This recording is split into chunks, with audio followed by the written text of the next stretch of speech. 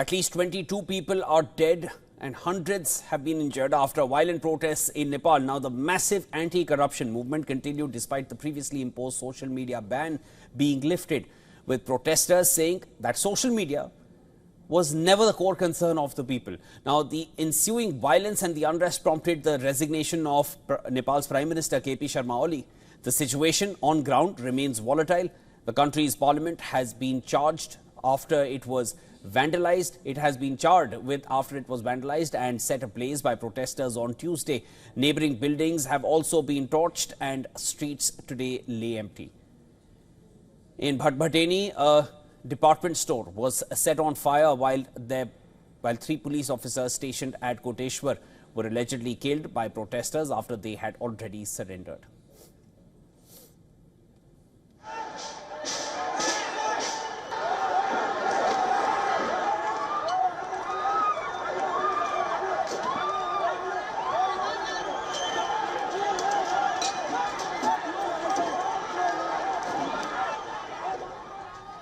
Nepal Army has announced plans to impose prohibitory orders to restore normalcy.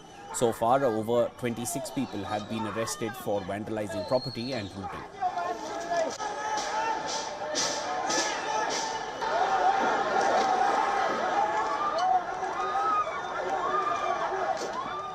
The turmoil has forced the shutdown of Kathmandu's main international airport, with several airlines cancelling their flights to the country, including India's Air India and Indigo.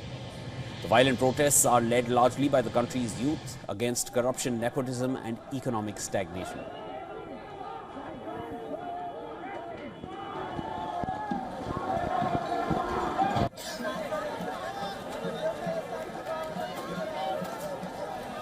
On Tuesday, they set Nakhu jail on fire and freed Nepal's ex-deputy Prime Minister Rabi Lamichhane and 1,200 other inmates. The protesters demand Lamichhane to be appointed as the next Prime Minister, whom they see as a change.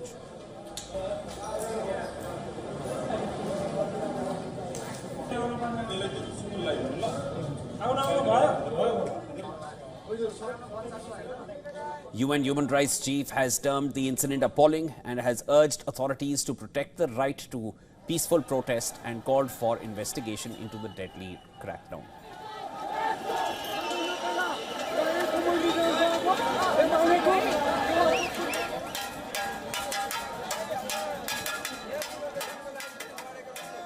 I'm appalled by the escalating violence in Nepal that has resulted in multiple deaths and the injury of hundreds of mostly young protesters, as well as the widespread destruction of property. I plead with security forces to exercise utmost restraint and to avoid further such bloodshed and harm. UN Secretary General Antonio Guterres has urged Nepalese authorities to show restraint and seek a constructive path forward. Indian Prime Minister Modi called for peace in the neighbouring nation while terming the violence heartrending and stressing Nepal's stability as vital to the region.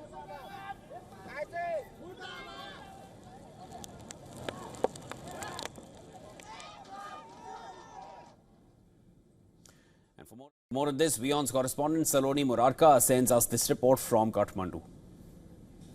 Nepal Army has taken control over the streets of Nepal.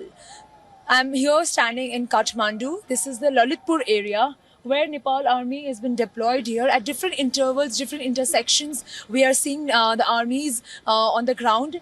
While on the other side of the road, you see that these are the public. They're clearing out the road, the destruction that was caused last evening, yesterday. And this burnt building is the traffic police station. In the entire city, we see that many of the police stations have been torched. And not only this, but many of the houses of the key party leaders, including Prime Minister, President houses, have been torched. While curfew is in place, Nepal Army officials have informed that prohibitory orders will further be imposed and the meeting is underway. And the secondly is that Ramchandra Paudel, the President of Nepal, is meeting with the Gen Z's protesters to continue the dialogues and come out with a peaceful solution. I'm Saloni Murarka reporting for WION from Kathmandu, Nepal.